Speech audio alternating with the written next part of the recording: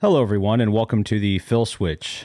I'm Phil Carute, and I'm joined by my fearless co-host, Brock Tamarino. The Phil Switch podcast is brought to you by Sal's Tire Caps. Sal's Tire Caps.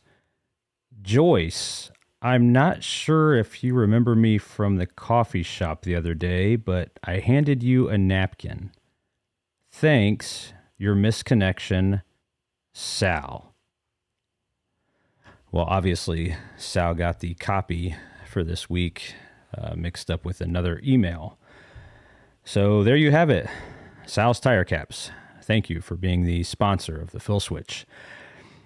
Brock, it has happened, a couple weeks ago now, or maybe just within the past week, couple weeks, I don't know. Anyway, Elon Musk took over Twitter.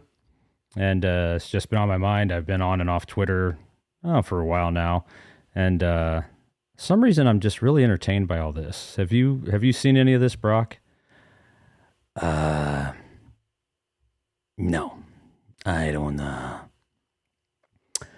don't do Twitter or Instagram or Facebook or Tic-Tac-Toe, whatever else they have out there. I think to me, and I could be wrong, of course, to me, social media has become the dirty butthole of humanity, as it were. So, no, I'm not up to snuff. I know who Elon Musk is, the Tesla guy or whatever, but to be honest, no offense to him, just how I feel. I couldn't care less what the guy buys or doesn't buy, what he's connected with, but that's not unique to him from my perspective. So no. So what's going on? So Elon Musk bought Twitter, and of course there's all types of things going on right now because of that. But not that we really get political on this show, but and not that I want to get political, but that's a lot of the crux of why people are either really upset or really happy that Elon Musk took over. Is it's very political based. So I will say, one side seems very happy that he took over, or fairly happy anyway, and the other side seems very upset. So I'm not going to split hairs on who's who, but I will say, just from some of the comments and stuff that I followed, it seems like there's a strong characteristic of pansy in the people that are upset that he bought it, as though it's really any of their business. It's a private business, so they don't really get a say in that, but they still voice their opinions, which is fine. But it's just been entertaining. I find Elon Musk through Twitter to be kind of entertaining. He spouts off some funny stuff. This week he fired more people. Two of the people he fired actually were talking negatively about him on Twitter, and they were current Twitter employees. And within the day, neither of them were any longer. And then Elon Musk made that public on Twitter. So definitely a guy that couldn't really care less. So I just think he's kind of humorous. But it got me thinking. About what some of our listeners feel about Elon Musk buying or taking over Twitter. So I thought we would open up the phone lines to see what some of our listeners think, and just to get some feedback on that, if that's all right with you, Brock, even though you don't care anything about it. Yeah, I mean, yeah, that's fine with me. We can see what our listeners think about this takeover from Mr. Tesla, and that's fine. Yeah, so looks like our producer's got somebody up already. So let's see. What's that say? Teresa, you are on the Phil Switch. Phil brought up Elon Musk taking over Twitter, and now he's offered listeners to indulge us in what their thoughts on the matter are. So, Teresa, what do you think about Elon Musk taking over Twitter? Guys, oh dear. Guys, I want to say in my heart of hearts, I want to say, Teresa, it doesn't matter. It doesn't matter. But then I get on Twitter and I'm sitting here sharing information with my friends and I see that Elon Musk is on there and I just feel like he has a complete disregard for safe spaces. I feel like the safe spaces are not at Twitter like they used to be. I remember going on Twitter and I would see pictures of just the most beautiful cakes and pies and people's dogs. And my friends would get on there and they would make comments about things that I respect, you guys, I'm not going to get into right now, but they would make comments and they just felt like they were so protected and that they had a safe space, that they could say this stuff. And they were protected from people that, I know that everybody's supposed to be able to have their own opinions, but sometimes it just doesn't seem very fair. And they felt like they were protected from other opinions and like they just had a safe space. And now it's just, me and my friends kind of joke, but it's just gotten a little musky. It's gotten a little musky over there. And we're just not sure. We're just not sure if this is for the good. Yeah, we're not sure if it's for the good yet. And we're just not sure where this is going. I mean, two of my friends said, we're leaving Twitter. As soon as they found out Mr. Elon Musk was buying it, they said, we are leaving Twitter. We're gone. And I said, friends, you can go, but you have to stay and fight too sometimes, which that's what me and my friends are doing. The other friends, we're just staying and fighting. Yeah. So I don't know. And Phil, I don't know that I think it's funny. No, it's not funny. No, it's not funny. And he's hurting people's feelings sometimes. He says stuff. Elon Musk, Mr. Musk says stuff, and he just makes it all musky over there. Well, I mean, it is kind of funny. I mean, he's kind of like a smart aleck, which I always appreciate it, whether I'm supposed to or not. I feel like I'm allowed to, and I do always appreciate when people are just, a little bit of a smart aleck and kind of poking fun. And, he does say some nice stuff on there too. Like, just wanting to, just kind of have fun. I think he's made the comment that he wants Twitter to be like the funnest place on the internet or whatever, or the funnest social media platform or whatever. But anyway, he wants people to have fun. So that's one thing that I know he said. And he seems to be, I think he seems to be letting people have fun. Yeah, do you think that's fun? Oh, I don't know, Phil. I don't, So I was talking to my friend Betty, okay?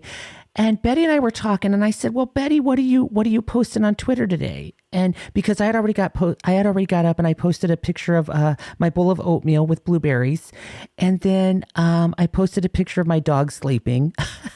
I posted a sleepy day for the dog. And then I was asking Betty, I said, what are you going to post today? Because she usually posts very strong opinionated stuff, which I try not to. I usually like my friends and sometimes I'll retweet it, but I try not to really post that type of stuff. I try to stick with my oatmeal and my dog, maybe a selfie of me walking in the park, especially if I've got a little bit of perspiration on, and I'll usually say, just out here getting my workout on.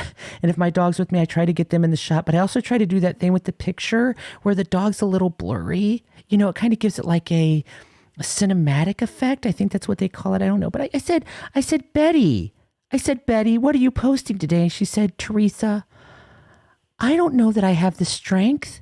I don't know that I have the wherewithal to post today. And I said, Betty, you post every day and they're always so thought-provoking, Betty.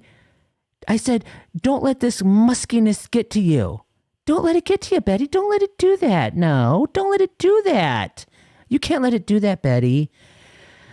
But I don't know. I've just been waiting for a tweet all day and she hasn't tweeted. I think she's really down. I tried texting her earlier and she said, I just don't feel like being the tweeter that I am. And it gave me kind of a laugh, but I didn't laugh back. I didn't send like a laugh emoji because I know she's in a dark place. But I don't know. I did get a handful of likes on the picture of my dog today. Thank you.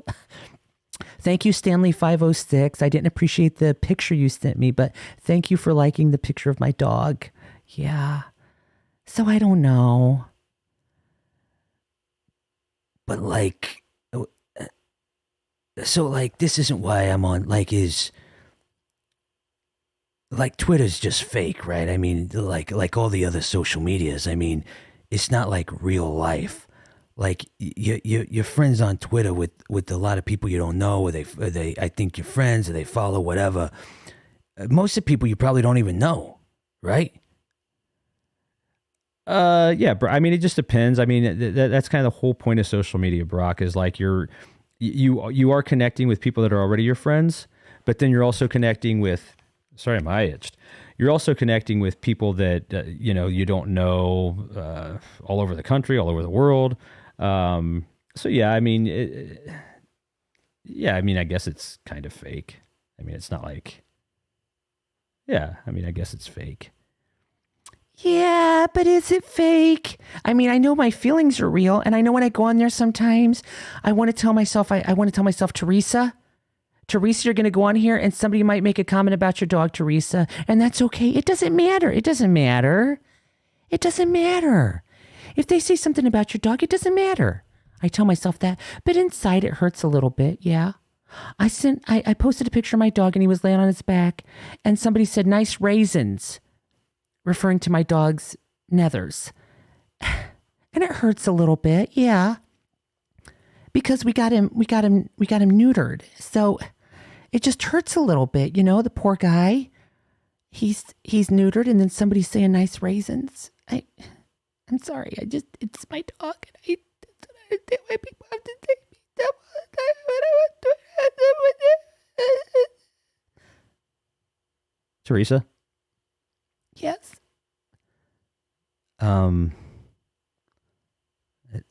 It's okay. I mean, they're just. It might have come off as hurtful, but they're just making fun. And I'm sure your dog, I'm sure he doesn't care. How can you say that? How do you know he doesn't care, Phil? How do you know that? How do you know? You don't know. All right, and with that, Teresa, thank you for calling in. There's one vote I'm gonna safely assume is against Mr. Tesla buying or whatever with Twitter. Next caller is oh jeez. Our next caller is Debbie. Debbie, Elon Musk bought Twitter, and we're just curious how our callers feel about that and how you think he's been doing or whatever over in Tweetville. Yeah, so, I think Elon Musk can make it fun. Yeah, like Phil said, Elon Musk say, I want to make Twitter the funnest place on the internet. And I think he's doing that, yeah. I saw those tweets, Phil, you were talking about where he just fired the two people from Twitter right on Twitter, yeah. So the one guy, I don't know if you guys, Brock, let me catch you up in case you're not abreast. No pun intended. Let me catch you guys up. So yeah, this one guy, Elon Musk, was apologizing or something for the BS though. I don't know what it was about. I don't really understand all the technical jargon. But a guy came on and said, no, I've been working for Twitter for a long time and it's not that. Kind of saying like, oh, it looks like Mr. Musk is, trying to convince people of something that's not really true, trying to mislead them. Yeah, kind of accusing Mr. Musk of that. And then just a few short hours later, Mr. Musk is like, oh, he's fired. Yeah. Yeah, we don't have to put up with that at Twitter no more. And that's kind of funny. I mean, it's kind of funny because, Elon Musk owns Twitter now, so he's the boss. But the people there, I think they got kind of comfortable thinking, oh, we're the bosses because we work here. And I kind of understand that, yeah. But it's kind of funny when the boss actually says you're not the boss, you're fired. Yeah, and then this other girl I saw today or yesterday, I think I know, yeah. She was saying stuff about Mr. Musk, and she was saying like, oh, he's doing this and he's doing that.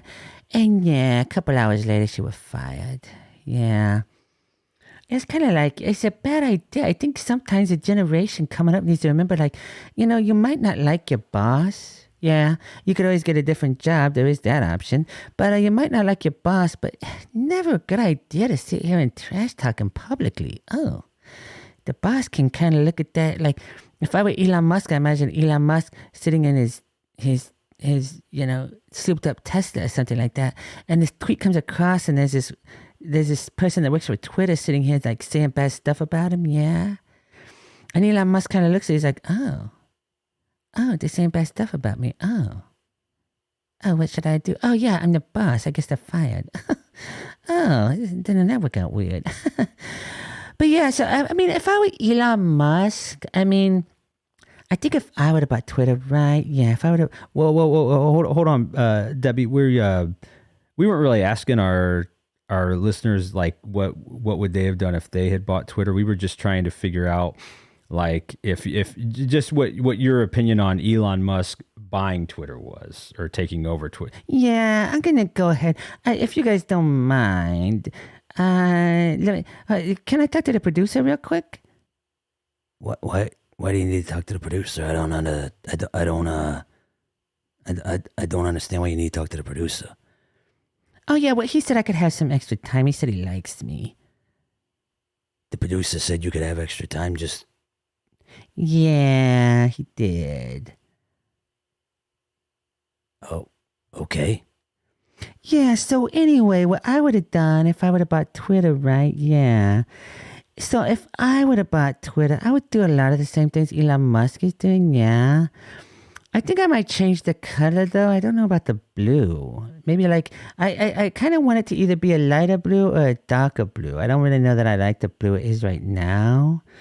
I don't really like the bird. The bird doesn't make sense to me. Like birds tweet, which I understand you tweet, but then where does twit come from?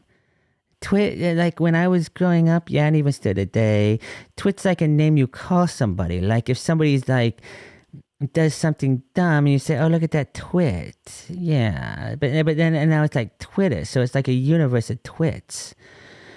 So that's confusing. I might change the name. I know it wouldn't be Twitter anymore, but maybe just Tweeter.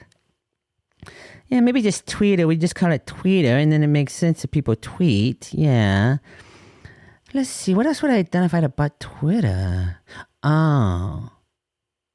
Yeah, I know a lot of people say this, but I would have made an edit button. Because there's been some times where like I don't have fat fingers, but I fat finger it. Autocorrect comes on. Oh, I hate autocorrect. Do you guys hate autocorrect? Yeah. Yeah, autocorrect annoys me. The phone just, with autocorrect, the phone just gives itself too much credit for being smarter than you are. That's the problem with autocorrect. And most of the times when it does the autocorrect, all the phone shows you is that it's actually not smarter or as smart as you. It picks the wrong word. Yeah, that's what I don't like. The phone, yeah, like you said, that's a good point. The phone thinks you're so smart, and then autocorrect comes on. Yeah, autocorrect comes on, and then you realize, oh gosh, I got a dumb phone. I don't have a smartphone. This phone is dumb. How do I get my money back? Because the autocorrect is like, oh, you meant to say recipe. I was like, no. Actually, I was gonna write recreation. Yeah, I was gonna write recreation, not recipe. But thank you, phone. Thank you, dumb phone. You're not smartphone. You're not a smartphone anymore. You can't say you're a smartphone. Also not Nostradamus. So yeah, there's that. Yeah. I don't like that. Oh no. I don't like it. So let's see. What else would I have done about Twitter? Make an edit button. Yeah, do that right away. Let's see. What else? You know what? I kind of had ideas. Maybe I'll just go ahead and go. Even though I got some extra time, I just give it to somebody else. That's okay.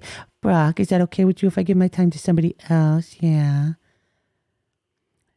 Yeah, that's fine. Debbie, by the way, I didn't mean any offense by questioning you having extra time or anything. It was surprising. It threw me off. It threw me off my game a little bit. I don't know the producers ever told anyone they could have any extra time. So, I apologize. I didn't. Yeah, Brock, that's okay. I forgive you. Also forgive him, Brock. Now, if you work for Twitter, I might suspend your account for a little while. Oh, yeah. Okay. All right. Debbie, thank you. As always, such a pleasure. to have Debbie on. Brock, I really enjoy Debbie. I'm glad the producer gave her some extra time, actually. So I appreciate Debbie. Okay, let's see. Looks like our producer's got one more. And coming in now. I can hear the ringing in my ears. Jerry. Okay, our producer said it's Jerry. Okay. Jerry, you were on the Phil switch. Jerry, Elon Musk took over Twitter. What do you think about it, Jerry? Well, I reckon I ain't give it too much thought, really. Much like Brock, I don't subscribe to Twitter, so I mean, there is the one thing where maybe Elon Musk bought it just 'cause he wanted to, I reckon.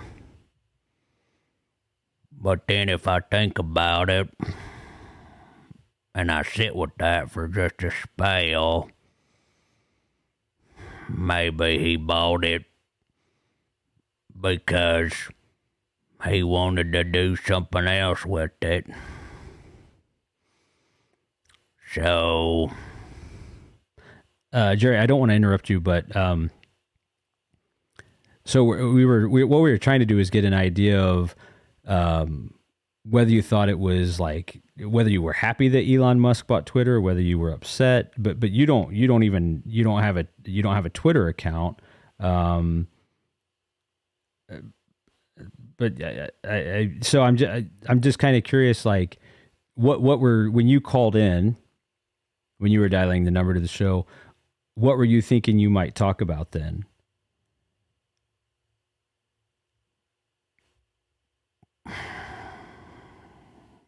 well, I reckon that's a fair question. Well, as I was listening along, I heard your first caller, and she seemed pretty upset and emotional that Elon Musk had taken over that Twitter there, and then I heard your second caller, and she seemed pretty happy that Elon Musk took it over, and she thought it was pretty fun. But I guess if he's making people cry, if he's making kids cry about stuff, then... Well, Jerry, sorry to interrupt again.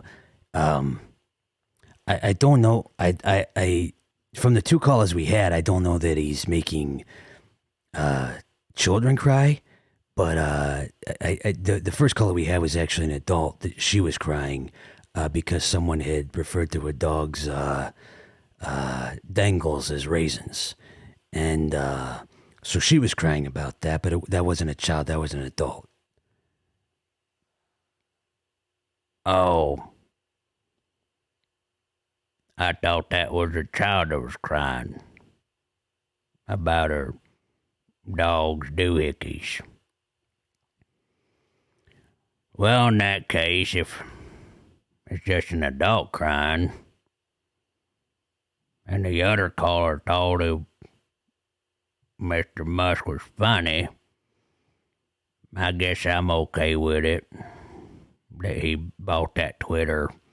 But I reckon it ain't none of my business either. I was just calling in because you guys were asking people to call in about opinions they had on it, so I guess I'm okay with it then. Cool. Yeah, so you're okay with it? All right, good. Thanks, Jerry, for calling in. We appreciate it. I'm glad you weighed your options and picked the one that you thought was right for you. So thank you, Jerry. Yeah, that's my pleasure. You're welcome. I'm glad I was able to help you guys solve an issue. Bye. Okay. So 3 callers, and that's going to about wrap it up here. So, hey, let us know in the podcast comments or the YouTube comments or whatever what you thought about Elon Musk buying Twitter. Let us know via email. It won't get as well seen there, but you can let us know via email too if you want. But yeah, let's maybe try to look at the YouTube or Rumble comments or the podcast player that you're listening to this on, platform, whatever, and let us know what you thought. Were you happy, sad, indifferent to Elon Musk buying Twitter? So, guys, as always, thanks for listening to The Phil Switch, and don't forget to check out my other podcast, First and 15th, which I co-host with Kaplowitz over at Kaplowitz Media. You can find that at kaplowitz.xyz. If you would like to contact us, like I actually just referenced, you can do that through email by emailing us at thefilswitch@gmail.com. Again, that's thefilswitch@gmail.com. Guys, we wish you all a great week, and we'll talk to you soon here at the Phil Switch.